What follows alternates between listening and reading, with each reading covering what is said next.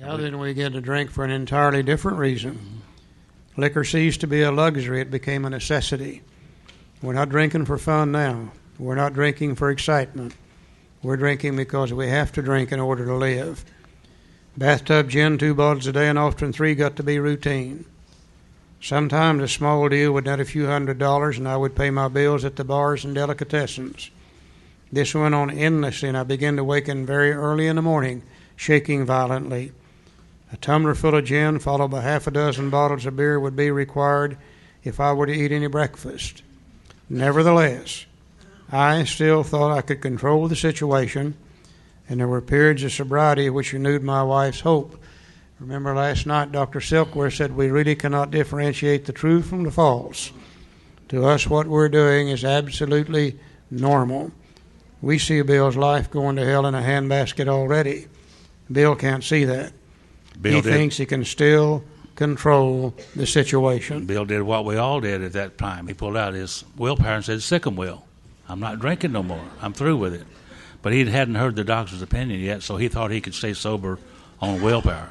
Things are bad in Bill's life, but let's look and see how bad they really are. Gradually, things got worse.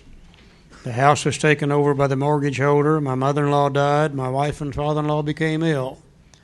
Then I got a promising business opportunity.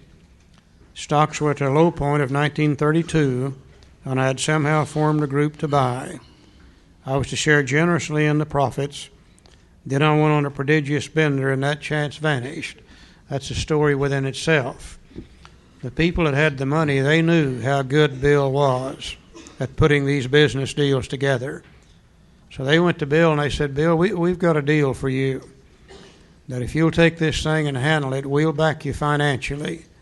And we'll end up making a lot of money, not only for us, but for you also."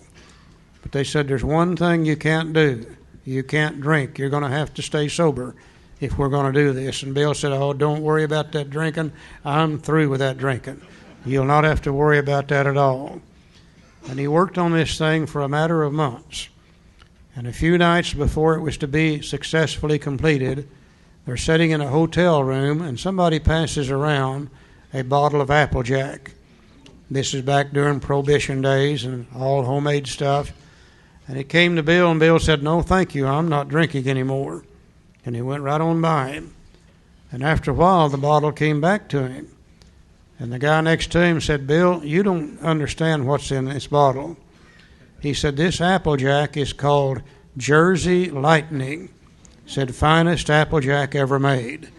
And Bill's mind said, "I've never tasted any Jersey Lightning." And no more thought than that, he reached out, grabbed the bottle, took a drink, triggered the allergy, couldn't stop drinking, and he blew the whole deal. Now the importance in it lies within the next statement. He said, "I woke up. This had to be stopped. I saw I could not take so much as one drink. I was through forever. Before then, I had written lots of sweet promises, but my wife happily observed that this time I meant business, and so I did." For the first time, Bill could really differentiate the true from the false. For the first time, he could really see what alcohol's doing to him. And he did the same thing so many of us did. He trotted out his willpower, said, "Sick 'em, Will. We're through with that drinking. We're never going to take another drink as long as we live." Bill had a tremendous amount of willpower, self-made man, and he assumed that now that he really wanted to quit drinking, that willpower would do the job. Let's see where he goes on will. But Bill doesn't know what we learned last night, that any time there's a battle going on between our willpower and the obsession of the mind of the mind will win out over willpower every time. But he don't know that. So he pulls out the most useful tool that he has, which is willpower, and he's trying to stay sober on that. Shortly after, I came home drunk. There had been no fight. Where had been my high resolve? I simply didn't know. It hadn't even come to mind. Someone had pushed a drink my way and I'd taken it. Was I crazy? See, if your willpower doesn't work, then you begin to question your sanity. Certainly I can identify with Bill. I began to wonder if such an appalling lack of perspective seemed near being just that. Renewing my resolve, I tried again. Some time passed and confidence began to be replaced by cocksureness. I could laugh at the gin mills. Now I had what it takes. One day I walked into a cafe to telephone. In no time I was beating on the bar, asking myself how it happened. As the whiskey rose to my head, I told myself I would manage better next time. But I might as well get good and drunk then, and I did. Anybody in here besides me identify with Bill Wilson? The remorse and horror and hopelessness of the next morning are unforgettable. The courage to do battle was not there. My brain raced uncontrollably, and there was a terrible sense of impending calamity. My brain raced uncontrollably for many, many years, and the only way for me to stop that was a drink. The only way for me. I hardly dared cross the street lest I collapse and be run down by an early morning truck, for it was scarcely daylight. An all-night place supplied me with a dozen glasses of ale. My writhing nerves were stilled at last. A morning paper told me the market had gone to hell again, well, so had I. The market would recover, but I wouldn't. That was a hard thought. Should I kill myself? No, not now. Then a middle fog settled down. Gin would fix that. 2 bottles in oblivion. See, if your willpower don't work, you question your sanity and that don't work, then you begin to think about the ultimate sacrifice. Kill myself. And certainly I've gone through that. But then start drinking for the sickest effect of all, and that was total oblivion. And we all know about those of us who drink for oblivion, there's only one thing wrong with it. You wake up. You got to start all over again. He said, the mind and body are marvelous mechanisms, for mine endured this agony 2 more years. Sometimes I stole from my wife's slender purse when the morning terror and madness were on me. Again I swayed dizzily before an open window or the medicine cabinet where there was poison, cursing myself for a weakling. There were flights from city to country and back as my wife and I sought escape. Then came the night when the physical and mental torture was so hellish, I feared I would burst through my window sash and all. Somehow I managed to drag my mattress to a lower floor, lest I suddenly leap. A doctor came with a heavy sedative. Next day found me drinking both gin and sedative. And this combination soon landed me on the rocks. People feared for my sanity, so did I. I could eat little or nothing when drinking, and I was 40 pounds underweight. Now we're seeing a guy that's reached a point in his alcoholism where he's beginning to die now from malnutrition. He's been getting all of his calories out of alcohol, and those are empty calories, none of the amino acids, none of the vitamins, and he's beginning to die now from malnutrition. He was very, very lucky. He said, my brother-in-law is a physician. Dr. Leonard Strong married to Bill's sister. And through his kindness and that of my mother, I was placed in a nationally known hospital for the mental and physical rehabilitation of alcoholics. This is the Towns Hospital in New York City. Under the so-called belladonna treatment, my brain cleared. Belladonna was a drug that they used for withdrawal purposes to ward off the DTs and etc. Today they use Valium for that. In those days they used this belladonna. Hydrotherapy and mild exercise help much. Hydrotherapy is water treatment. And we saw some of that one time in an old-fashioned treatment center. They would take the alcoholic and strap them down on a gurney, move them into a shower room. And there was shower heads all the way around the room, alternating hot and cold water. And they would be in there for about 30 minutes. Now, it doesn't cure alcoholism, but it makes a clean drunk out of you, I'll guarantee you that.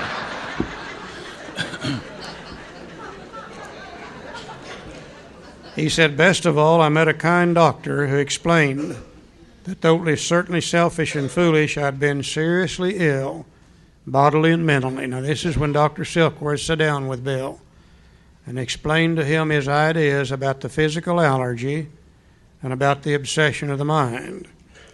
And here's the effect it had on Bill. He said, it relieved me somewhat to learn that in alcoholics the will is amazingly weakened when it comes to combating liquor, though it often remains strong in other respects. My incredible behavior in the face of a desperate desire to stop was explained. Understanding myself now, I fared forth in high hope. For 3 or 4 months the goose hung high. I went to town regularly and even made a little money.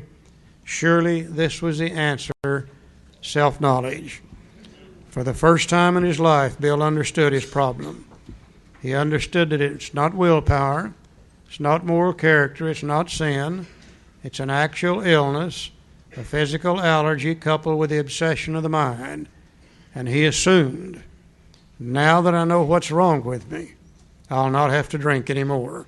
Self-knowledge would fix it. Let's see where he went on self-knowledge. But it was not, for the frightful day came when I drank once more. The curve of my declining moral and bodily health fell off like a ski jump. After a time, I returned to the hospital. This is a year later. We're now in the summer. First was the summer of 1933. We're now in the summer of 1934. He'd been drinking now for another year, and he goes back in the towns for the second time. So this was the finish, the curtain, it seemed to me. My weary and despairing wife was informed that all ended with heart failure during delirium tremens, or I would develop a wet brain perhaps within a year. She would soon have to give me over to the undertaker of the asylum. Bill was in that hospital room very sick, and he overheard Lois talking to Dr. Silkworth, and she said, Dr. Silkworth, is there any hope for Bill this time? And he said, Lois, I don't think so. I don't think he's going to be able to come back mentally or physically. We'll have to give him over to this undertaker of the asylum because I don't think he can make it. He said, they did not need to tell me. I knew and almost welcomed the idea. That's why you can't scare an alcoholic into staying sober. He knew and almost welcomed the idea. It was a devastating blow to my pride. I, who had thought so well of myself and my abilities, of my capacity to surmount obstacles, was cornered at last. Now I was plunged into the dark, joining that endless procession of sots that had gone on before. I thought of my poor wife. There had been much happiness after all. What would I not give to make amends? But that was over now. Bill was in a state of total hopelessness, total powerlessness. He knew he was going to die drunk. He wished he could be better, but he knew he couldn't do it. It was over. He was totally hopeless and powerless over alcohol. And we all know we can't live too long without hope. None of us can. And Bill's going to get some hope here in a minute. Now let's look at this next statement very, very carefully. He said, no words can tell of the loneliness and despair I found in that bitter morass of self-pity. Quicksand stretched around me in all directions. I had met my match. I had been overwhelmed. Alcohol was my master. I've never seen a better description of step one. No step one written in those days, but here's where Bill took it. This is where he admitted he was completely powerless over alcohol. Alcohol was his master. Now, if that should happen to you and I today, well, chances are we'd say, well, I guess I better go to AA. But Bill didn't have any AA to go to. He's in the best treatment facility that he knows of. The only thing that he can do, even though he's admitted complete powerlessness, taking what we know today is step one, the only thing he can do is leave that hospital and try to stay sober. Trembling, I stepped from the hospital a broken man. Fear sobered me for a bit. Then came the insidious insanity of that first drink. And in Armistice Day 1934, I was off again. His obsession told him it'd be okay to drink. He took a drink on Armistice Day of 1934. And of course the allergy got him and he couldn't stop. Everyone became resigned to the certainty that I would have to be shut up somewhere or would stumble along to a miserable end. How dark it is before the dawn. In reality, that was the beginning of my last debauch. I was soon to be catapulted in what I like to call the fourth dimension of existence. I was to know happiness, peace, and usefulness in a way of life that is incredibly more wonderful as time passes. Near the end of that bleak November, and it was probably a pretty bleak November, he's been drunk now for about 3 weeks, I sat drinking in my kitchen. With a certain satisfaction, I reflected there was enough gin concealed about the house to carry me through that night and the next day. My wife was at work. I wondered whether I dared hide a full bottle of gin near the head of our bed. I would need it before daylight. My musing was interrupted by the telephone. The cheery voice of an old school friend asked if he might come over. He was sober. You notice that's in squiggly writing. And when you see something in squiggly writing in this book, it's pretty important. He was sober. This is this guy named Ebby Thatcher. Bill knew about Ebby, and he knew how Ebby drank. And he was absolutely amazed that Ebby was in New York and Ebby sober at the same time. He said it was years since he could remember his coming to New York in that condition. I was amazed. Rumor had it that he'd been committed for alcoholic insanity. I wondered how he escaped. Ebby's family was a very prominent family in Albany, New York. In fact, his father was the mayor of Albany, running for re-election. Ebby's drinking and things that he was doing out there was embarrassing the family and his campaign for re-election, so he decided to get Ebby out of town. It's what they do with drunks, you know, get them out of town, keep them moving, get them away from us. And so he said, Ebby, I want you to go over to East Dorset, Vermont, and go to the old home summer place over there and sober up. And while you're over there, you might as well fix up and paint the old summer place because we'll be over next summer. So they sent Ebby over to East Dorset, and Ebby went over there and tried to sober up and didn't make it. Had a few drinks and was painting and fixing up the house one day, and he noticed some pigeons doing some things on the side of his house that he didn't like. So Fresh paint job, yeah. He went in the house, got a shotgun, and began to shoot holes in the wall and shooting at those pigeons. Well, the neighbors don't like this. So they have him arrested, and the sheriff come out there and took him to jail. And they took him before the court, and they were going to have him committed for alcoholic insanity. And back in those days, almost anybody could commit you for alcoholic insanity. And you were to stay there until you got well. Think about that.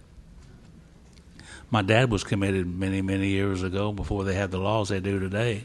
And he was in a criminally insane ward, and he was an alcoholic for 3 years, 7 months, and 13 days. And that's what they did with alcoholics of our type in those days. And that's what they were doing for Ebby. No wonder Bill was amazed. He wondered how he escaped. He said, and Bill, Ebby got very lucky. 2 guys interceded on his behalf. One guy was named Roland Hazard, and the other was Seaber Graves. And by the way, the judge's name was Graves, too, Judge Graves. Seaber was his son. And they went in and talked to the judge and asked the judge to release Ebby in their care. They were members of the Oxford group. And they said, if you let us have him, we'll take him to the Oxford group. Maybe we can help him get sober like we've gotten sober. Well, the judge didn't want to put him into the criminally insane ward or commit him for alcoholic insanity, so he released Ebby to their care. And he began to go to these Oxford group meetings and introduced to the steps of the tenets of the Oxford group. And he stayed sober. A couple of months later, he decided to go back to New York City. And he went back into the Calvary Mission in New York. And that's the headquarters of the Oxford group at that time in New York. And while he was there, he remembered his friend Bill, who had a drinking problem just like he did. And he said, I thought I'll go over there and talk to Bill. Maybe I can help Bill get sober, as these other guys had helped me get sober. He said, of course, he would have dinner, and then I would drink with him openly. Unmindful of his welfare, I thought, recapturing the spirit of those other days. There was that time we chartered an airplane to complete a jag. His coming was an oasis in this dreary desert of futility. The very thing, an oasis. Drinkers are like that. The door opened, and he stood there fresh-skinned and glowing. There was something about his eyes. He was inexplicably different. What had happened? I pushed a drink across the table, and he refused it. Disappointed but curious, I wondered what got into the fellow. He wasn't himself. Come, what's all this about? I queried. And he looked straight at me, simply but smilingly. He said, I've got religion. Now, I'm damn glad that didn't happen in my kitchen. I have no idea what I would have done. But here's what Bill did. He said, I was aghast. So that was it. Last summer, an alcoholic crackpot. Now I suspected a little cracked about religion. He had that starry-eyed look. Yeah, the old boy was on fire all right, but bless his heart, let him rant. Besides, my gin would last longer than his preaching. But he did no ranting. In a matter-of-fact way, he told how 2 men had appeared in court persuading the judge to suspend his commitment. They had told of a simple religious idea, which is step 2, and a practical program of action. Basically steps 3 through 12. That was 2 months ago, and the result was self-evident. It worked. Now then, Bill knows 3 things. He got the problem from Dr. Silkworth in the summer of 1933. Now then, Ebby brings him the solution. Here is talked about a simple religious idea, the need for the power greater than human power, the vital spiritual experience.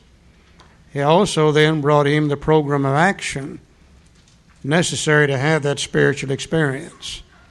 But remember now, Ebby's coming out of the Oxford groups, a group of people practicing first century Christianity to the best of their ability. Many of the terms that they used were highly religious in nature. And Bill can see what the solution is, but he doesn't like it. He said he'd come to pass his experience along to me if I cared to have it. I was shocked but interested. Certainly I was interested. I had to be, for I was hopeless. He talked for hours. Childhood memories rose before me. I could almost hear the sound of the preacher's voice as I sat on still Sundays way over there on the hillside. There was that proffered temperance pledge I'd ever signed. My grandfather's good-natured contempt of some church folk and their doings. His insistence that the spheres really had their music, but his denial of the preacher's right to tell him how he must listen. His fearlessness as he spoke of these things just before he died. These recollections welled up from the past, and they made me swallow hard. That wartime day in old Winchester Cathedral came back again. And Bill is listening to Ebby, but he's having problems with what Ebby's telling him about this God thing, really. Ebby brought Bill this solution, and Bill didn't like the solution. He was aghast. But he said, I was shocked, I was interested, I had to be, for I was hopeless. See, Bill had already took step one, so he was willing to listen to Ebby. And on page 10 and 11, Bill is somewhere between steps 1, which he's already took, and 2. He's investigating this. He said, I'd always believed in a power greater than myself. I'd often pondered these things. I was not an atheist. Few people really are. For that means blind faith in the strange proposition that this universe originated in the cipher and aimlessly rushes nowhere. My intellectual heroes, the chemists, the astronomers, even the evolutionists, suggested vast laws and forces at work. But despite contrary indications, I had little doubt that a mighty purpose and rhythm underlay all. How could there be so much of precise and immutable law and no intelligence? I simply had to believe in the spirit of the universe, who knew neither time nor limitation, but that was as far as I'd gone. With ministers in the world religions, I parted right there. When they talked of a God personal to me, who was love, superhuman strength, and direction, I became irritated and my mind snapped shut against such theories. In other words, he's saying there's got to be a harder way to do this. What you're telling me is just too simple. On page 11, he said, to Christ I concede the certainty of a great man, not too closely followed by those who claimed him. His moral teaching, most excellent. For myself, I had adopted those parts which seemed convenient and not too difficult. The rest I disregarded. Anybody besides me identify with Bill Wilson? He said the wars which had been fought, the burnings and chicanery that religious dispute had facilitated made me sick. I honestly doubted whether on balance the religions of mankind had done any good. Judging from what I'd seen in Europe and since, the power of God in human affairs was negligible. The brotherhood of man a grim jest. If there was a devil, he seemed the boss universal, and he certainly had me. Bill's having a hard time with this religious idea. But then he says, but my friend sat before me, and he made the point-blank declaration that God had done for him what he could not do for himself. His human will had failed. Doctors had pronounced him incurable. Society was about to lock him up. Like myself, he had admitted complete defeat. Then he had in effect been raised from the dead, suddenly taken from the scrap heap to a level of life better than the best he had ever known. Had this power originated in him? Obvious it had not. There had been no more power in him than there was in me at that minute, and this was none at all. This is where the identification process is so important. Bill knew about Ebby, and he knew how Ebby drank. And he knew that if Ebby's staying sober, some power greater than human power had to be working in Ebby's life. Whether Bill likes it or not is absolutely beside the point. Ebby's sitting there as living proof of that. And that's what you and I have to offer to the newcomer today. You know, we're sitting there talking with the newcomer today, and we are living proof that some power greater than human power is working in our lives also. Whether the newcomer likes it or not is absolutely beside the point. We are the living proof. Ebby was Bill's living proof. And even though he sees that in Ebby, he still does not like the idea. Let's go over to page 12, first paragraph. He said, despite the living example of my friend, there remained in me the vestiges of my old prejudice. The word prejudice means old ideas, by the way. The word God still aroused in a certain antipathy. When the thought was expressed that there might be a God personal to me, this feeling was intensified. I didn't like the idea. Remember, Ebby was coming from the Oxford group, and they were interested in first century Christianity, and they were really more interested in the letter of the law, but Grandfather Griffin had instilled the spirit of the law to Bill through his teachings. He said, I could go for such conceptions of creative intelligence, universal mind, or spirit of nature, but I resisted the thought of the Tsar of Heavens, however loving his sway might be. I have since talked with scores of men who felt the same way, and I have talked with scores of men who felt the same way myself on some of my 12-step calls. But I can just imagine this scene here. Here's Bill, about half drunk, and here's Ebby trying to explain to him about spiritual matters, religious matters, and he's getting more frustrated by the second. Finally, he says to Bill, now let's look at the next statement very carefully. My friend suggested what then seemed a novel idea, and you notice it's in squiggly writing. That's italic. He said, well, Bill, why don't you choose your own conception of God? In effect, what he really said is, what are we arguing about? What difference does it make what we call him? We can call him God, the Great Spirit, the universal mind, Yahweh, whatever you want to. Why don't you choose your own conception of God? Now look at the effect that it had on Bill. That statement hit me hard. It melted the icy intellectual mountain whose shadow I'd lived and shivered many years. I stood in the sunlight at last. It was only a matter of being willing to believe in a power greater than myself. Nothing more was required of me to make my beginning. I saw that growth could start from that point. Upon a foundation of complete willingness, I might build what I saw in my friend. Would I have it? Of course I would. And that little statement that Ebby gave to Bill, why don't you choose your own conception of God? That's opened the door for literally millions of we alcoholics. You know, the reason it has such a great effect on we alcoholics is we don't have any problem with our own conception of anything. You let us believe in God the way we want to believe in God, you bet you we're ready to go. I never had any quarrel with God. I had a quarrel with other people's conceptions of God. Let me have my own conception, and I'm okay to go. Now, surely, this is when Bill took step 2. This is where Bill came to believe that a power greater than himself would be able to help him out of his problem. No step 2 written in those days, but surely this is when Bill took it. I don't believe that Ebby was capable enough to suggest that to Bill for the purposes that we have used that today. I think he told him out of sheer frustration, because I've told people that myself, out of sheer frustration, and I can see him saying, "Oh, hell, Bill, believe whatever you want to believe. I'm tired of arguing with you." And that statement hit him hard. It opened the door for literally millions and millions of us alcoholics, especially me. Now, another little statement is said here, upon a foundation of complete willingness, I might build what I saw in my friend. This is going to be Bill's first reference to a wonderfully effective spiritual structure. And he's going to start painting a picture in our mind. And as we progress through the steps, we're going to be building particular parts of that structure. And the first part of that structure is going to be the foundation. And the foundation of that structure comes from willingness. When we can see that what we're doing is not going to work any longer, when we completely give up as Bill did and we become willing to change, then that's the foundation of that structure. Later on, we're going to see where believing is the cornerstone of that structure. And then he's going to tell us what that structure is, and we're going to pass through it to freedom.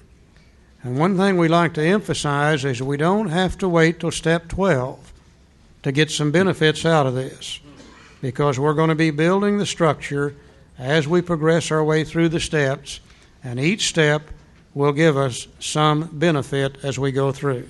He said, thus was I convinced that God is concerned with us humans when we want him enough.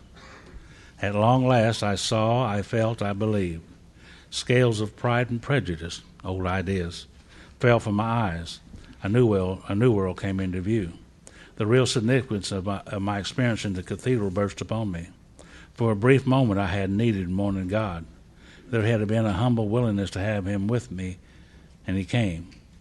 But soon the sense of his presence had been blotting out by worldly clamors, mostly those within myself. And so it had been ever since, how blind I'd been. Bill was very sick, and Abby recognized that Bill was very sick. He said, I need to take him back to the hospital one more time and get him detoxed and sobered up, because he's a pretty sick guy. So he took him back to the hospital. He said, I was at the hospital, I was separated from alcohol for the last time. Treatment seemed wise, for I showed signs of delirium tremens.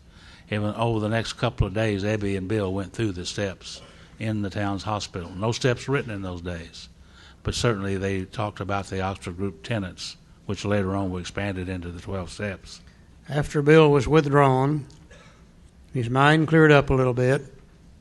Abby came to the hospital to visit with him, and they began to apply the Oxford Group tenets, or steps, in Bill's life to the best of their ability. Unless we've already seen him do step 1. We've seen him do step 2. Now let's see if we can't see the last 10 steps of Alcoholics Anonymous here on page 13. He said, there I humbly offer myself to God as I then understood him, to do with me as he would. I placed myself unreservedly under his care and direction. I admitted for the first time that of myself I was nothing. Without him I was lost. Their first tenet or first step was surrender. And we see Bill making his surrender here. And that later on turned out to be our step 3. Knowing that no self-respecting alcoholic would want to surrender to anything, Bill changed that to made a decision. So that's our step 3 right there. He said, I ruthlessly faced my sins. Their next tenet was examine your sins. And Bill knew no self-respecting alcoholic is going to do that. So he changed that to made a searching and fearless moral inventory. There we see him taking step 4. And became willing to have my newfound friend take them away root and branch. I've not had a drink since. Became willing to have my newfound friend take them away root and branch. If you'll notice, friend is capitalized. He's talking about God. And that statement later became steps 6 and 7. We're ready to have God remove these defects of character and humbly ask him to do so. My schoolmate visited me, and I fully acquainted him with my problems and deficiencies. There is taking what we know today as step 5 with Abby in the town's hospital. We made a list of people I had hurt and toward whom I felt resentment. I expressed my entire willingness to approach these individuals, admitting my wrong. Never was I to be critical of them. I was to write all such matters to the utmost of my ability. And there we see him taking what we know today as steps 8 and 9 to the best of his ability. I was to test my thinking by the new God conscience within. Common sense would thus become uncommon sense. It's got to be step 10, where we continue to take personal inventory. I was to sit quietly when in doubt, asking only for direction and strength to meet my problems as he would have me. Never was I to pray for myself, except as my request bore on my usefulness to others. Then only might I expect to receive, but that would be in great measure. Got to be step 11, where we sought through prayer and meditation to improve our conscious contact with God as we understood him, praying only for knowledge of his will and the power to carry that out. My friend promised when these things were done, I would enter upon a new relationship with my Creator, that I would have the elements of a way of living which answered all my problems. Got to be the first part of step 12, having had a spiritual awakening as the result of these steps. Belief in the power of God, plus enough willingness, honesty, and humility to establish and maintain the new order of things were the essential requirements. They're simple, but not easy. A price had to be paid. It meant the destruction of self-centeredness, and I must turn in all things to the Father of life who presides over us all. Poor old alcoholics got to give up the two most important things in our life. And the first thing is our alcohol, and the second thing is our self-centeredness. Got to be willing to give them up. The things we love the most. Very simple, but not easy. Now, this is the effect it had on Bill. He said these were revolutionary and drastic proposals. But the moment I fully accepted them, the effect was electric. There was a sense of victory followed by such a peace and serenity as I'd never known. There was utter confidence. I felt lifted up as though the great clean wind of a mountaintop blew through and through. God comes to most men gradually, but his impact on me was sudden and profound, and Bill thought he was going crazy. He said, for a moment I was alarmed and called my friend the doctor to ask if I were still sane. And he listened in wonder as I talked. Finally, he shook his head, saying, something has happened to you I don't understand, but you'd better hang on to it. Anything is better than the way you were. Now, we don't know what happened to Bill that day. We were not there to see that. But we do know this was probably about December the 13th or 14th of 1934. And we do know that Bill didn't die until January of 1971. He never found it necessary to take another drink as long as he lived. He always said that he had a vital spiritual experience during which old ideas were cast aside and replaced with a new set of ideas. And he was able to live the rest of his life sober. Something profound took place in his life that day. Now, here's a guy that the great drive for success is on. He's always wanting to prove to the world and everybody else that he's just as important as they are. He measured success by material value, always fighting to be the top dog. Now, he has this spiritual experience, and let's look at his new attitude toward life after that spiritual experience. He said, while I lay in the hospital, the thought came that there were thousands of hopeless alcoholics who might be glad to have what had been so freely given me. Perhaps I could help some of them. They, in turn, might work with others. Bill starts thinking about ways immediately while he's in the hospital how he can help us to get sober. He said, my friend had emphasized the absolute necessity of demonstrating these principles in all my affairs. Particularly was it imperative to work with others as he'd worked with me. Faith without works was dead, he said, and how appallingly true for the alcoholic. For if an alcoholic failed to perfect and enlarge his spiritual life through work and self-sacrifice for others, he could not survive the certain trials and low spots ahead. If he did not work, he would surely drink again, and if he drank, he would surely die. Then faith would be dead. With us, it's just like that. You know, thank God when Bill was in Akron about to get drunk, he remembered this. And he remembered that every time he had tried to help somebody else in New York City, another drunk, he had felt better. Never had helped any of them, but he had felt better. And based on that, that's why he called Dr. Bob. And then thank God Dr. Bob got sober, and the two of them together started this thing so we could have it today. Now, surely, if we're brand new, and we've never had any contact with the fellowship, this book is the only contact.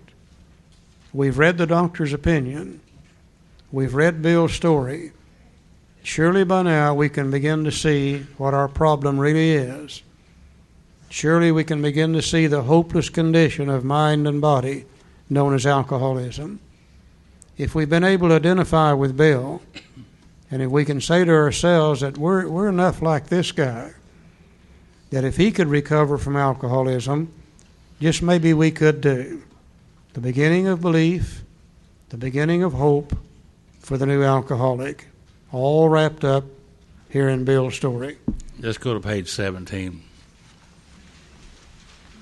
I love this part about the book, The Solution, because Ebby had presented Bill with a solution, and now Bill's going to present us with a solution. Chapter 2. Now there's two different powers here. Only one solution, but two different powers. One is the power of the fellowship, which supports us, and the other one is a vital spiritual experience, which changes us. Two different powers, but only one solution. He said, we of Alcoholics Anonymous know thousands of men and women who were once just as hopeless as Bill. Nearly all have recovered. They have solved the drink problem. Said we're average Americans. Today we're average citizens of the world, because my last understanding was we were in 154 countries around the world, Alcoholics Anonymous. So we're average citizens of the world today.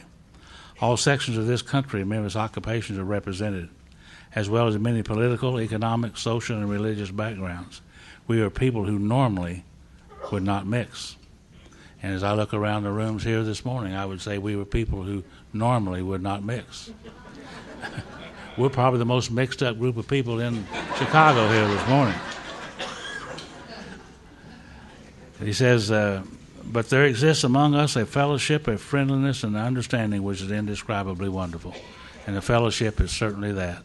The fellowship supports us. And before the meeting starts, you heard it, the laughing, the talking, the telling of jokes, the rubbing up against and all that sort of thing. The fellowship of Alcoholics Anonymous is a very powerful, powerful thing. There's enough power in the fellowship here this morning that a new person shouldn't have to take a drink today if they didn't want to, because of the power of the fellowship. The fellowship is a wonderful thing. But we are like the passengers of a great liner the moment after rescue from shipwreck, when camaraderie, joyousness, and democracy pervade the vessel from steerage to captain's table. You know, most good writers use examples of things we already know about to teach us something new. And Bill has talked about this feeling that we have, the friendliness and understanding, which is indescribably wonderful within our fellowship. But then he begins to describe that by talking about the great ocean liner, the moment after rescue from shipwreck. Back in 1939, the Titanic was still really fresh on everybody's minds. And Bill knew that everybody would know what he was talking about when he talked about the great ocean liner. The people on the great ocean liners in those days, they also were separated by many occupations as well as many political, economic, social, and religious backgrounds. The great ocean liners in those days, before air travel, most of the immigrants to the United States traveled by the great ocean liners. And they had a very distinct class system on the ship. The cheapest way to travel was way down in the bowels of the ship, called the steerage section. And it didn't cost very much money to ride down there. Now, you didn't get very much fresh air, dormitory-style living, and I call it the cheese sandwich section. Not a very nice way to travel, but very cheap. If you wanted better accommodations, you could buy third class, and you could come up a deck or two, a little better accommodations, a little better food, but still not too great. Then you could go into second class, then you could go into first class. Now in first class, you're way up here in the top of the ship. You got the best accommodations, the best staterooms. You got great dining rooms, good service, plenty of fresh air, plenty of everything you would want. But that still wasn't where the elite members of the passengers would gather together. You know, if you had the right background, the right ethnic background, the right religious background, the right kind of money. Old money. Old money. No new money. You might be invited to dine at the captain's table. Now, the captain's table was the greatest place on the ship. The finest waiters, the finest food, the finest everything. And it's a long, long ways from the captain's table to the steerage section. Normally, in the voyage across the ocean, those people from the captain's table would never have met those from the steerage section. In fact, they even had separate stairwells where you couldn't accidentally run into each other. And they should never have met each other on the voyage across the ocean. But the night the Titanic hit the iceberg, these two guys are standing here at the rail of the ship. And one of them is in his tuxedo and his bow tie, his jewelry. He's dressed to the nines. The other guy standing there, he somehow has made it up from the steerage section. And he's standing there with his old blue jeans on, his old overalls, his old Brogran shoes. And these two guys have absolutely nothing in common with each other until they jump overboard. And when their butts hit that cold water, they had something in common. How do we save ourselves? And they grabbed on to each other and held on to each other. And those of them that were rescued, when they got back on another ship and back on land, there was a feeling amongst them which was indescribably wonderful. One of the greatest feelings that human beings can have is those who have escaped from a common peril can come together, and there is a friendliness and an understanding which is indescribably wonderful. But the book warns us, unlike the feeling of the ship's passengers, however, our joy and escape from disaster does not subside as we go our individual ways. When they got back on land, and they looked at each other, and they probably said, well, we really don't join, we don't belong together. And they separated and went their individual ways, never to see each other again.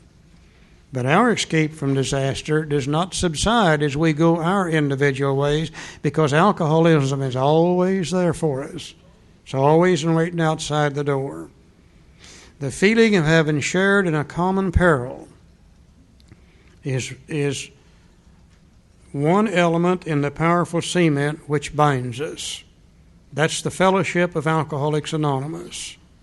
These feelings that you and I have for each other is one of the powerful elements in the cement which binds us.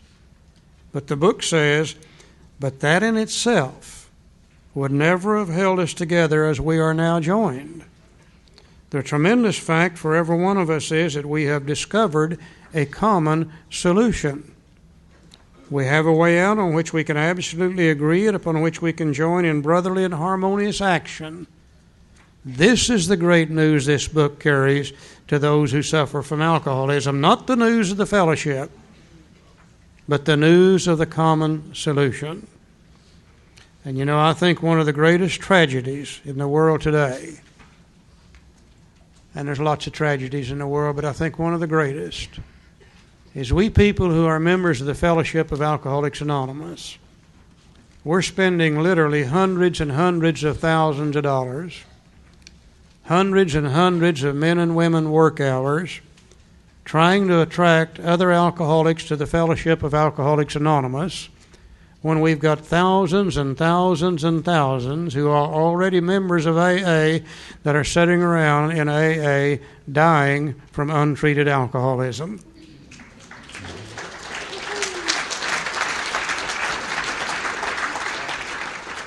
They are enjoying the fellowship, and the fellowship is keeping them sober for a period of time, but they're doing nothing about the common solution. And the common solution is the vital spiritual experience which is brought about through the steps of Alcoholics Anonymous. And thousands of people in AA are not participating in that, and eventually they become bored with AA. And AA doesn't work for them, and they go back out and they drink, and they die from alcoholism. I think every older member of AA, one of our responsibilities is to take the newcomer to page 17 and be sure they understand. You betcha this fellowship is important. God, none of us can exist without it, but that alone is just not enough.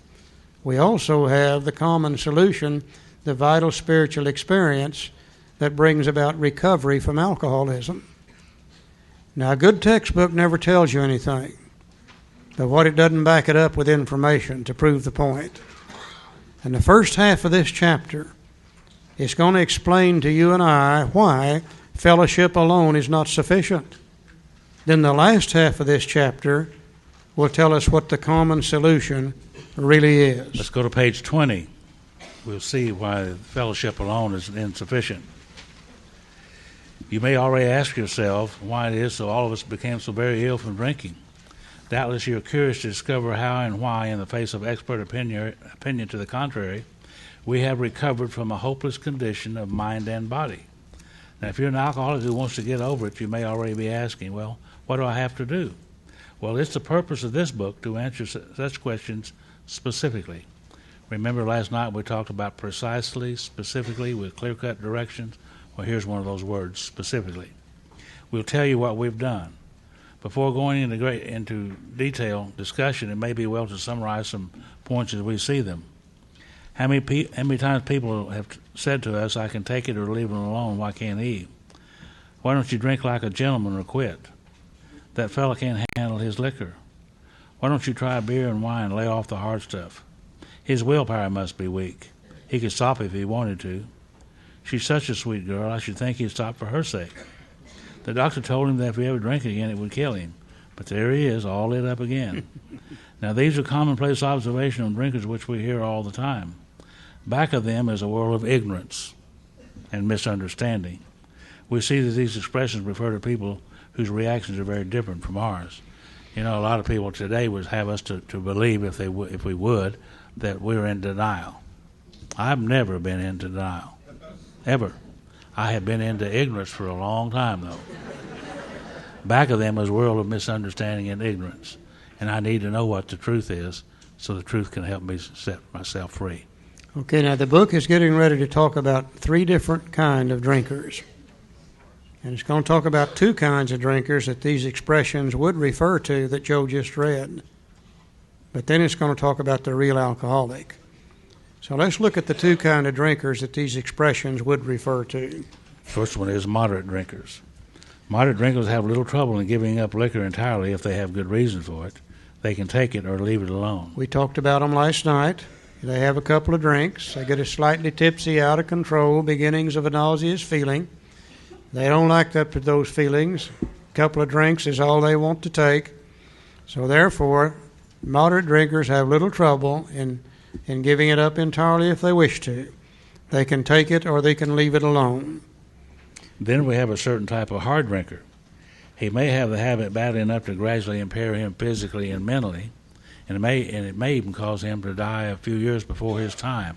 Now, if a sufficiently strong reason, ill health, falling in love, change of environment, or the warnings of a doctor becomes operative, if they do, this man can stop or moderate, although he may find it difficult and troublesome, and he may even need a little medical attention. We call this guy the heavy or the hard drinker.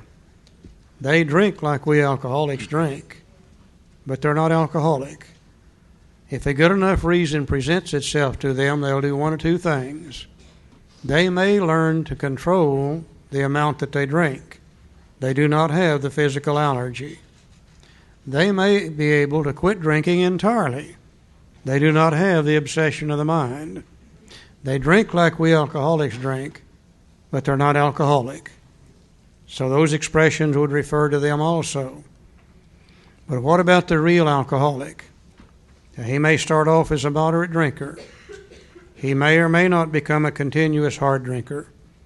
But some stage of his drinking career begins to lose all control of his liquor consumption once he starts to drink. Let's take about a 15 or 20-minute break, and then we're going to look at the real alcoholic, okay? Let's try to be back in about 15 minutes. Bye. Well, I dropped 300 of them this time, and they took them all.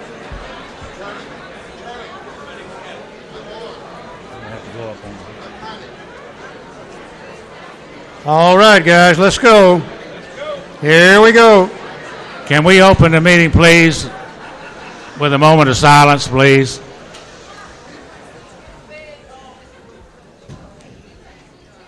Thank you. Thank Great. you. We were doing this one time in England, and the chairperson, when the crowd would be after a break and couldn't get everybody to stop, he would just stand up on the podium and hold his hand up, and everybody would just sit down and quit talking and just so kind and courteous. And I told Joe, I said, man, isn't that great? I wonder if that would work back in the States. We came to a meeting about like this, and at the end of it, I stood up and held my hand up, and somebody in the back of the room said, what the hell are we voting on anyhow? He started waving. Said, hi there. Yeah. Okay, page 21. We're gonna now start looking at the real alcoholic. And when you see a description in here that fits you, would you please hold your hand up? I'd like to see how many real alcoholics are in this room. Here's a fellow who's been puzzling you, especially in his lack of control. He does absurd, incredible, tragic things while drinking He's a real Dr. Jekyll and Mr. Hyde. Anybody like that in here? He is seldom mildly intoxicated. He's always more or less insanely drunk. Anybody like that in here? Yeah. His disposition while drinking resembles his normal nature but little. I always get good looking and out of debt. It's like that. He may be one of the finest fellows in the world. You let him drink for a day and he frequently becomes disgustingly and even dangerously antisocial. Anybody like that in here? He has a positive genius for getting tight at exactly the wrong moment, particularly when some important decision must be made or engagement kept. He is often perfectly sensible and well-balanced concerning everything except liquor, but in that respect he is incredibly dishonest and selfish. Anybody like that in here? Most everybody identifies with this next one. He often possesses special abilities, skills, and aptitudes, and has a promising career ahead of him. I've never heard anybody but an alcoholic say that, though. I've never heard an Al-Anon say that, I'll guarantee you. He uses his gift to build up a right outlook for his family and himself, and then he pulls the structure down on his head by a senseless series of sprees. He's the fellow who goes to bed so intoxicated he ought to sleep the clock around. Yet early the next morning, he searches madly for the bottle he misplaced the night before. If he can afford it, he may have liquor concealed all over his house to be certain no one gets his entire supply away from him to throw down the wastepipe. My wife and I used to buy a lug of whiskey when we were drinking, one to share and one to hide from each other. She drank my whiskey. As matters grow worse, he begins to use a combination of high-powered sedative and liquor to quiet his nerves so he can go to work. Then comes a day when he simply cannot make it and gets drunk all over again. Perhaps he goes to a doctor who gives him morphine or some sedative with which to taper off.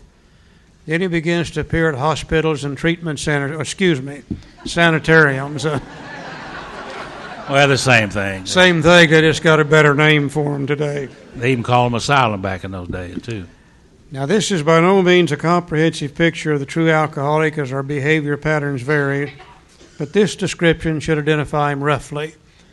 Thank God today, if our government has ever spent anything right in the field of alcoholism, it's probably an education of the public as to what alcoholism is. And because of that, a lot of the stigma of alcoholism has been removed. And a lot of people are coming to AA today before they have to do all these things that describe the real alcoholic. But I'll guarantee you, if you're a real alcoholic, you found yourself in there somewhere. At least one of them are going to match you. In my case, practically every one. One in particular. If he can afford it, he may have liquor concealed all over his house. 7 years after I got sober, I sold a 40-acre, 45,000 broiler chicken operation. And for years after that, sometimes I would meet the guy that bought it, and he would wave and grin, and he'd say, "Hey, Charlie, we have found another one." Referring to partially empty vodka bottles. Behind corner posts in hollow trees, falling out of feed bins. Hell, he found them all over that place for years. So I certainly can see myself there. Now, here's the question. Why does he behave like this? If hundreds of experiences have shown him that one drink means another debacle with all its attendant suffering and humiliation, why is it that he takes that one drink? Why can't he stay on a water wagon? The moderate drinker can. The heavy drinker can. Why can't the alcoholic? What has become of the common sense and willpower that he still sometimes displays with respect to other matters? Perhaps there never will be a full answer to these questions. Opinions vary considerably as to why the alcoholic reacts differently from normal people. We're not sure why, once a certain point is reached, little can be done for him. We cannot answer the riddle. We know that while the alcoholic keeps away from drink, as he may do for months or years, he reacts much like other men. We're equally positive that once he takes any alcohol, whatever, into his system, something happens, both in the bodily and mental sense, which makes it virtually impossible for him to stop. The experience of any alcoholic will abundantly confirm this. Now, these observations, the ones I just read, would be academic and pointless if our friend never took the first drink, thereby setting the terrible cycle in motion.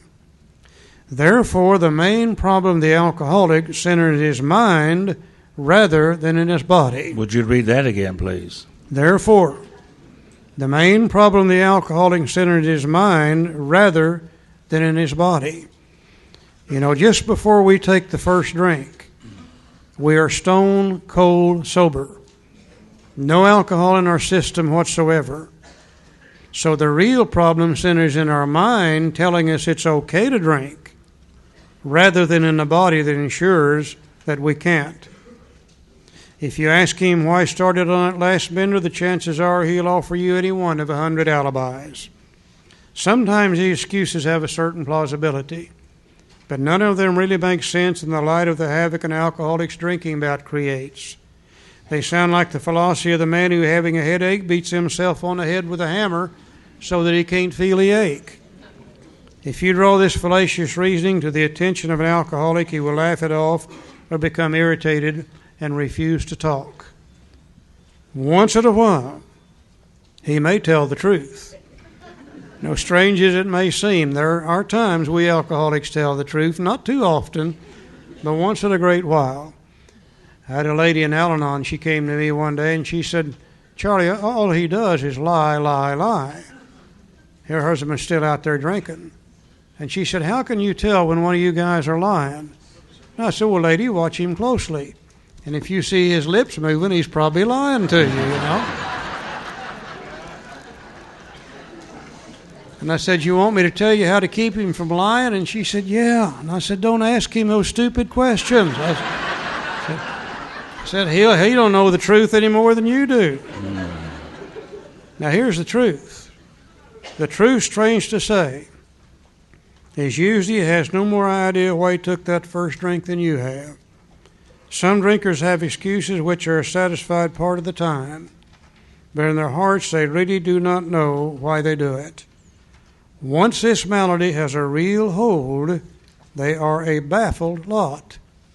There is the obsession that somehow, someday they will beat the game, but they often suspect they are down for the count. Now there's the word obsession. The great obsession of every alcoholic. Someday, somehow, we're going to beat the game. Someday, somehow, we're going to find some kind of liquor we can drink without getting drunk. Someday, somehow, we're going to find a group of people to drink with without getting... Someday, somehow. And that obsession is so strong that it makes us believe a lie. It makes us believe that this time it's going to be different. And we take a drink based on the lie, and then the allergy takes over, and then we end up drunk. So our real problem is not in our body, which ensures we can't drink. It's in our mind that ensures, left on our own resources, we're going to try to drink. Joe? Let's go to page 24, which is italic. Charlie calls it squiggly writing, but it's really italic. The fact is that most alcoholics, for reasons yet obscure, have lost the power of choice in drink. Our so-called willpower becomes practically non-existent. We are unable at certain times to bring into consciousness with sufficient force the memory and suffering and humiliation of even a week or a month ago. We were without defense against the first drink. In other words, we have a wonderful memory. It's just short.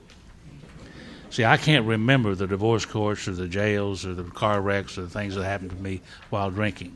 When I get ready to drink, I can only remember what alcohol does for me. I can't remember what alcohol does to me. I'm obsessed with the idea to feel good, and I know that alcohol would make me feel better if I take a drink. So the almost certain consequences that follow taking even a glass of beer do not crowd into the mind to deter us. If these thoughts occur, they are hazy and ready to supplant it with the old threadbare idea that this time we shall handle ourselves like other people. There is a complete failure of the kind of defense that keeps one from putting his hand on a hot stove. You know, if you've burned your hand badly on a hot stove, chances are you're always going to remember that. And chances are you're never going to put your hand on a hot stove to see if it'll burn you again, because you remember that pain and that suffering. You know, as a kid growing up back during the Depression years, now there's a few of you in here old enough to remember that too. We didn't have very much in those days. We didn't have hot and cold running water. We didn't have forced air heat. In the wintertime, if we had any heat at all, we were lucky. We burned wood, we burned coal, we burned whatever we could. Other people's houses, it didn't matter. Joe said occasionally other people's houses if necessary. But even though we were all poor people, cleanliness was still considered to be next to godliness. And I remember so clearly on Saturday night, everybody in the family had to take a bath. Now, whether you needed a bath or not's beside the point. You're still going to take it on Saturday night. And one time, Mother had heated the bath water on the old heating stove in the living room, an old coal stove. And she put the bath water in a number 3 zinc wash tub sitting behind that stove. Now, every kid in the family takes a bath in the same water. I'm the baby of the family. And by the time it got to be, the crud would be about an inch thick on it. And Mother said, get in there and get yourself clean. And I thought, how in the hell am I going to get clean in there? But I didn't say that to Mother. You didn't talk to your parents that way in those days. And I remember scraping that crud back, and I get in the water, and I begin to soap myself up, standing there next to this old red-hot coal stove. And somehow I managed to lean over and stick my rear against that stove. And it burned a blister on my rear end about as big as my hand. Hurt me worse than anything had ever hurt me up until that time. And do you know, I've never had an obsession in the mind to stick my ass on a hot stove since then. Hell, I can remember it today, just exactly how that felt. Now, alcohol has burned me over and over and over and over and over, just as bad as that hot stove ever burned me. But for some strange reason, left on my own resources, I can't remember what alcohol does to me. I get to thinking about what it does for me. I get to thinking about the great sense of ease and comfort that comes by taking a couple of drinks, and the next thing you know, I've convinced myself that it's okay to drink. This is the real problem of the alcoholic. It centers in our mind rather than in our body. Let's go to the last paragraph on page 24. When this sort of thinking is fully established in an individual with alcoholic tendencies, he has probably placed himself beyond human aid, and unless locked up may die or go permanently insane. Now, if I've placed myself beyond human aid, then the Fellowship of Alcoholics Anonymous will not bring about recovery from alcoholism, because the fellowship is made up of a group of people who are just as powerless over alcohol as I am. So if I'm going to recover, the power is going to have to come from a source other than just the Fellowship of Alcoholics Anonymous. Page 25, there is a solution. And this is really what he wanted to tell us. Almost none of us like the self-searching, the living of our pride, the confession of shortcomings which the process requires for successful consummation. But we saw that it really worked in others, and we'd come to believe in the hopeless and futility of life as we'd been living it. When therefore we were approached by those in whom the problem had been solved, there was nothing left for us but to pick up the simple kit of spiritual tools laid at our feet. We have found much of heaven and been rocketed into a... I like that idea about being rocketed. We've found much of heaven and have been rocketed into a fourth dimension of existence which we had not even dreamed. And I come to AA, I didn't have any solution other than go to meetings, and I went to a lot of meetings. And when you hear them today say go to 90 meetings in 90 days and you'll be okay, that's not true. There's nothing wrong with going to 90 meetings in 90 days or 120 meetings. But one thing it'll do is help you stay sober. The fellowship is so strong. And I saw with the people that I liked in AA, I saw that they were staying sober. Some of them 1 year, some of them 90 days, some of them 5 years, some of them 20 years over. And I saw from the fellowship that people were staying sober, and that's what the fellowship did for me. They helped me stay sober by just being with me, and I like that idea. He said the great fact is just this and nothing less, that we've had deep and effective spiritual experiences, which has done what? Which have revolutionized our whole attitude toward life and toward our fellows and toward God's universe. The central fact of our lives today is the absolute certainty that our Creator has entered into our hearts and lives in a way which is indeed miraculous. He has commenced to accomplish those things for us, which we could never do by ourselves. And you notice that little word up there said spiritual experience, and there's a little asterisk there. And down at the bottom of the page it said fully explained on Appendix 2. In the original printing of the big book, the big red big book, that was not in there. And people begin to read that and begin to question what that meant, this idea about a spiritual experience. And they begin to write into that little office and ask and Bill and them, what do you mean by spiritual experience anyhow? We're doing what you're doing. We're not having the same experiences that you have. So in the next printing, for people like me who didn't understand, they put that word spiritual experience in there, and they put a little asterisk there. It said fully explained on Appendix 2.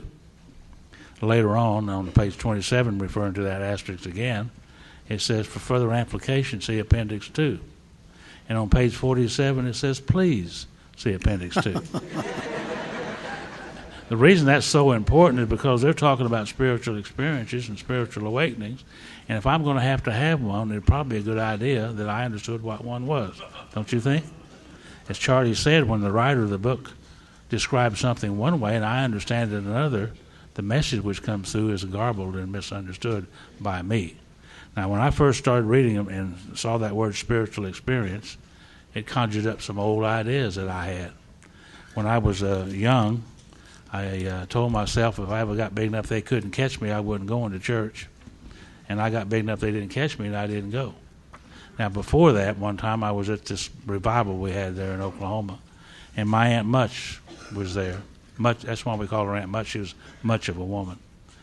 But Aunt Much got into the spirit of that thing one night.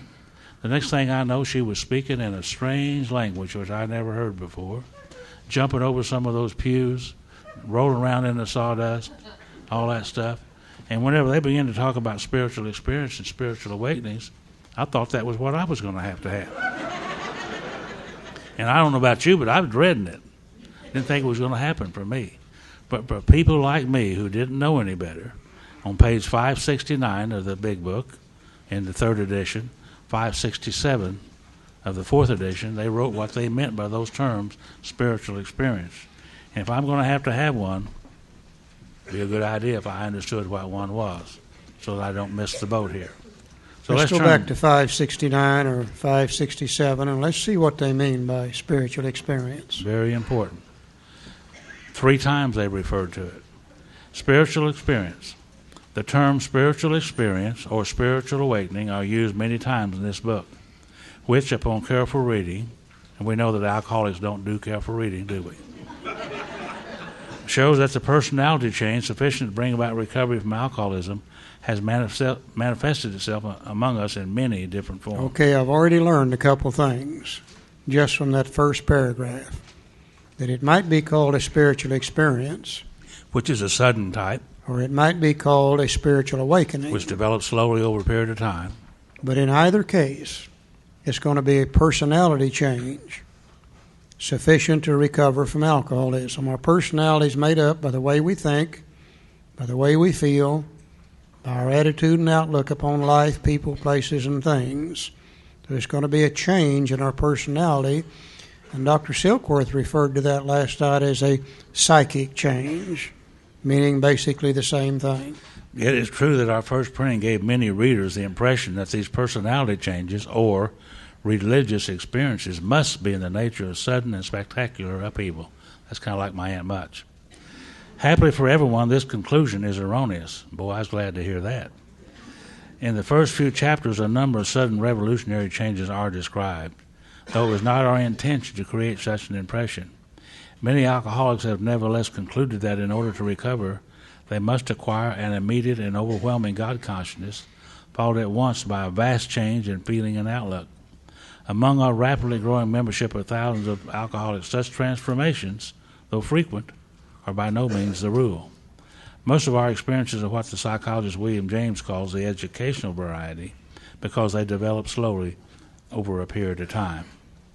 Quite often, friends of the newcomer are aware of the difference long before he is himself. He finally realizes that he's undergone a profound alteration in his reaction to life, that such a change could hardly have been brought about by himself alone. What often takes place in a few months could seldom have been accomplished by years of self-discipline. With few exceptions, our members find that they have tapped an unsuspected inner resource, which they presently identify with their own conception of a power greater than themselves. Most of us think this awareness of a power greater than ourselves is the essence of spiritual experience. Our more religious members call it God consciousness. But most emphatically, we wish to say that any alcoholic capable of honestly facing his problem in the light of our experience can recover, provided he does not close his mind to all spiritual concepts. He can only be defeated by an attitude of intolerance or belligerent denial. We find that no one need have difficulty with the spirituality of the program. Willingness, honesty, and open-mindedness are the essentials of recovery, but these are indispensable. There is a principle which is a bar against all information, which is proof against all argument, and which cannot fail to keep a man in everlasting ignorance. That principle is contempt prior to investigation. See, I knew so many things that were not true. When I arrived at Alcoholics Anonymous, I had the spiritual knowledge of a 7-year-old boy, and you can imagine what it was. And I was convinced that there was no such thing as God. My mind was snapped shut almost against such theory. Thank God this program opened up my mind to the point that I could learn about it. We've already talked about the fact that Bill liked to use examples of something we already know about to teach us something new. And understanding that, it helps us understand the book. Another thing that Bill did, and which all good writers do, they repeat themselves quite often, but they always find a different word, which means the same thing, rather than use the same word over and over and over. There seems to be one key word running all the way through this spiritual experience thing, and that's the word change. Let's look on page 569. Let's see how many times he said change and how many different ways he had of saying it. In the first paragraph, he called it a personality change sufficient to bring about recovery. In the second paragraph, he again mentioned personality changes, but then he said in the nature of sudden and spectacular upheavals. An upheaval is to change something entirely. In the third paragraph, first sentence, he said sudden revolutionary changes. To revolutionize something is to change it entirely. Third paragraph, last sentence, he called it immediate and overwhelming. To immediate and overwhelm something is to change it. Third paragraph, last sentence, he called it a vast change in feeling and outlook. Fourth paragraph, first sentence, he said such transformations. To transform is to change. About the middle of the fourth paragraph, he called it a profound alteration. To alter is to change. So the key word is to change from what we were when we got here to something entirely different. We come here restless, irritable, and discontented. We come here filled with shame, fear, guilt, and remorse. We come here with all kinds of preconceived ideas.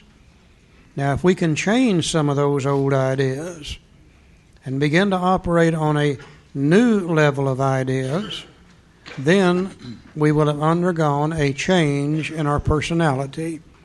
And that's all a spiritual experience is. Has nothing whatsoever to do with religion. If it happens to us rapidly, which sometimes it still does, we'll call it a spiritual experience. If it happens to us slowly, which it is what happens to most of us, we change as we learn, as we apply the program, we'll call it a spiritual awakening.